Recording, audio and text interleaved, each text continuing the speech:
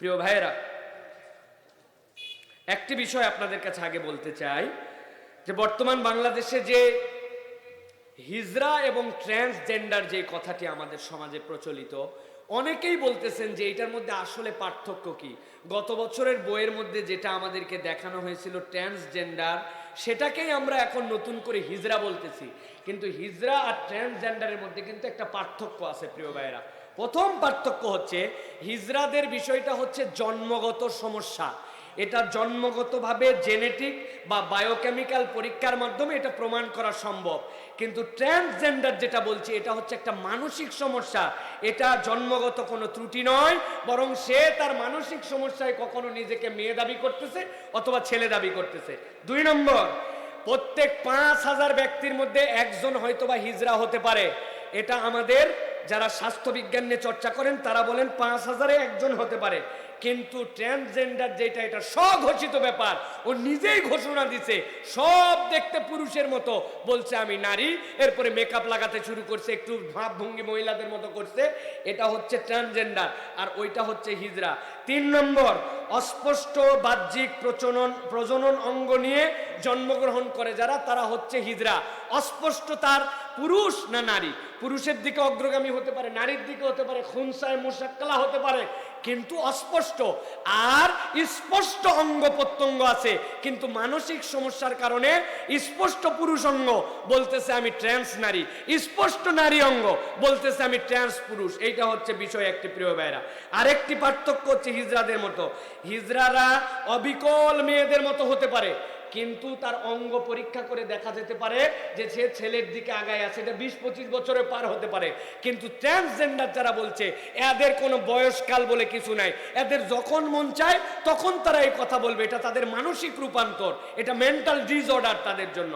সর্বশেষ বলবো, হিজরারা অনেক সময় অঙ্গের দিকে পূর্ণাঙ্গ না হলেও একটু ট্রিটমেন্ট অথবা পদ্ধতির মাধ্যমে এরা সন্তান পর্যন্ত জন্ম দিতে পারে। যদিও পূর্ণতা নাই, কিন্তু কিছু ডিসঅর্ডার আছে। কিন্তু 20% যারা অপারেশন করে ট্রান্সজেন্ডার হচ্ছে, অধিকাংশ ডাক্তাররা বলতেছেন এদের মধ্যে 98 ভাগ ট্রান্স নারী যারা হয়েছে পুরুষ থেকে, এদের 98 ভাগের পেনিস আছে। কখনো পূর্ণাঙ্গভাবে কসমেটিক সার্জারি বা কোনো সার্জারি করে পুরুষ অঙ্গ বা নারী অঙ্গে রূপান্তর করা যায় না। বরং যারা ট্রান্স পুরুষ থেকে নারী হচ্ছে, এদের 98 ভাগ পুরুষ অঙ্গধারী, কিন্তু এরা মেন্টালি ডিসঅর্ডার। সুতরাং ট্রান্সজেন্ডার আর হিজরা কখনো এক নয়।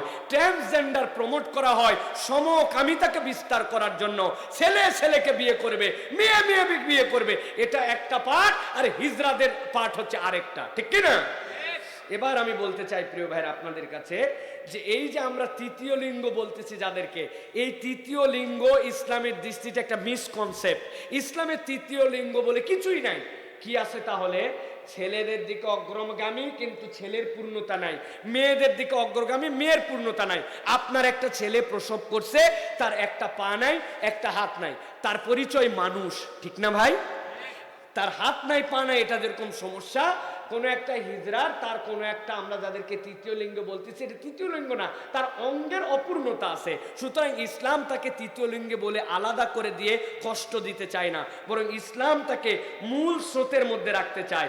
এই জন্য বুখারী শরীফের হাদিসের মধ্যে হযরত সালমান থেকে একটা ইসলামের মূল উসুল আসছে। ইসলামের মূল উসুল হচ্ছে, প্রত্যেককে তার অধিকার দিয়ে দাও। তার যে সমস্যা শারীরিক, এই সমস্যার কারণে তিনি যে ক্ষতিগ্রস্ত, তার অধিকারটুকু তাকে ফেরত দিয়ে দাও।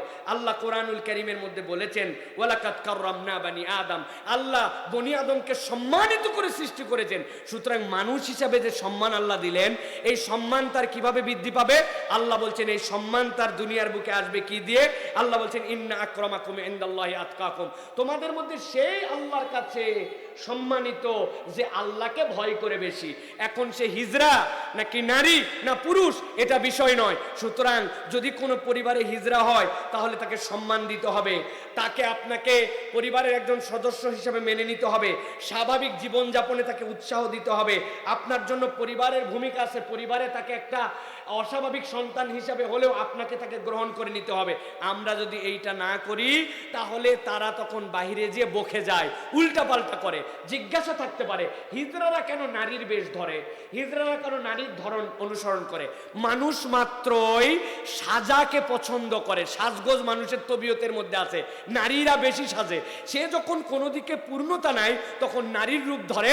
আর যে সকল অসামাজিক কাজ করে আপনি খেয়াল করলে দেখবেন, চান্দাবাজি করা, টাকা তোলা, মানুষকে ডিস্টার্ব করা, মানুষের কাছে যাওয়ার পর বিরক্ত করা, এগুলো নারীরা কেউ করে না, কিন্তু তারা এই নারীদের এই সরলতার সুযোগ দিয়ে মানুষের কাছে এই কাজগুলি করে যাতে মানুষ তাদেরকে বেশি বিরক্ত করতে না পারে। সুতরাং যারা প্রকৃত হিজড়া, আমরা বলবো বাংলাদেশের সরকারের হিসাবে মাত্র 10,000, বেসরকারি সংস্থার হিসাবে 50,000। সুতরাং তাদেরকে মেডিকেলি পরীক্ষা করা সম্ভব।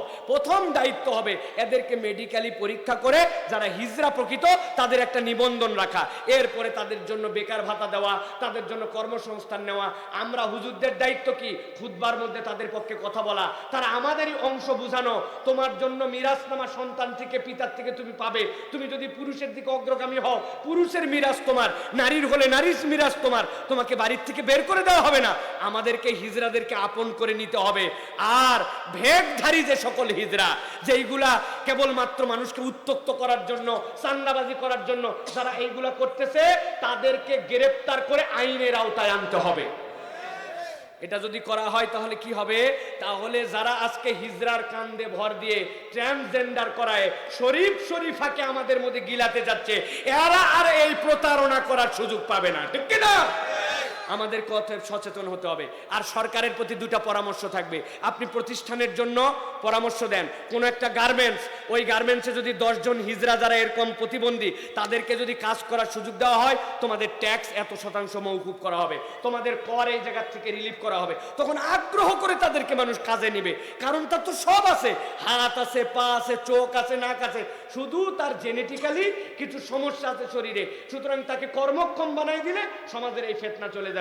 সুতরাং যারা হিজড়ার কান্দে ভর করে সমকামিতাকে প্রকট করতে চাচ্ছে, ট্রান্সজেন্ডার এটা গিলাতে চাচ্ছে, তাদের থেকে বাঁচতে হলে এই হিজড়াদেরকে আমাদেরকে মূল্যায়ন করে সমাজে তাদেরকে প্রতিষ্ঠিত করতে হবে, ঠিক কি না? আল্লাহ আমাদেরকে বোঝার তৌফিক দান করুক, বলেন আল্লাহুম্মা আমিন।